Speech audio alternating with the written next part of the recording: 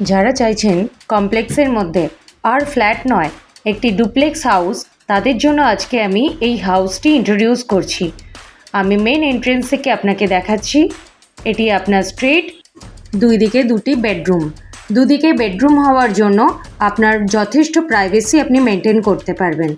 ঢুকেই আপনার লেফট সাইডে আপনার কমন টয়লেট, যথেষ্ট বড় সাইজের আপনার কমন টয়লেটটি সম্পূর্ণ টাইলস দিয়ে কভার আপ করা রয়েছে, শুধুমাত্র এখনও ফিটিংস দেওয়া বাকি রয়েছে। আমি এগোচ্ছি আপনার প্রথম বেডরুমের দিকে, অর্থাৎ আমি যদি কনসিডার করি এটি আপনার মাস্টার বেডরুম। 9.5 ফিটের সিলিং হাইট, টাইলস দিয়ে কভার করা রয়েছে এবং এর সাথে আপনাকে 5 ফিটের উইন্ডো প্রোভাইড করেছে। আমি এগোচ্ছি আপনার উইন্ডোর দিকে। দেখুন, উইন্ডো থেকে আপনার সামনের ভিউটি এরকম একটি গার্ডেন ভিউ আপনি পাবেন আপনার বেডরুম থেকে।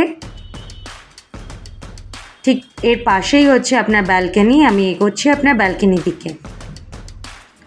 যথেষ্ট বড় সাইজের কিন্তু আপনার ব্যালকনিটি, সঙ্গে আপনার গ্রিল দিয়ে কভার করে দিয়েছে।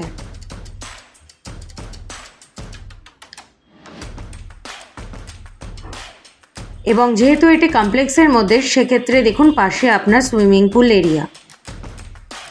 আমি ব্যালকনি হয়ে এগোচ্ছি আপনার অ্যাটাচ টয়লেটের দিকে।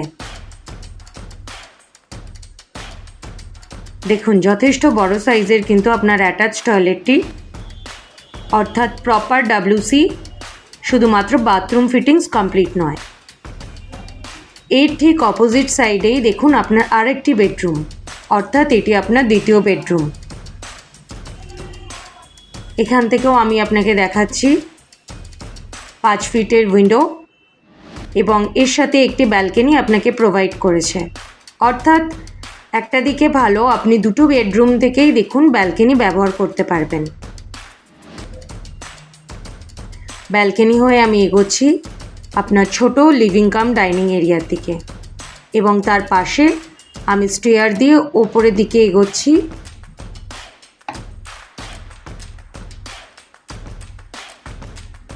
আমি আপনাকে দেখাচ্ছি এটি আপনার কমন টয়লেট।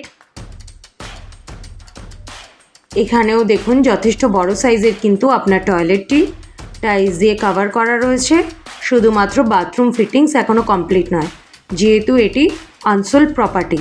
তো আপনি ফ্ল্যাট নেওয়ার আগে সমস্ত ফিটিংস কমপ্লিট করে দেবেন ডেভেলপার।